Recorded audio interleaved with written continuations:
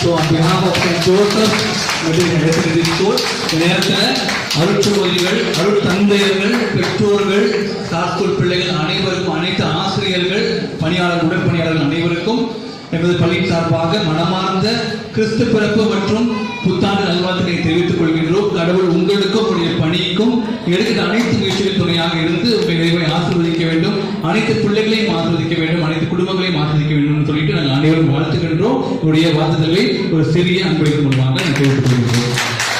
Happy Christmas sisters, Happy New Year sisters, Happy New Year Father, Happy New Year sisters, Happy Christmas.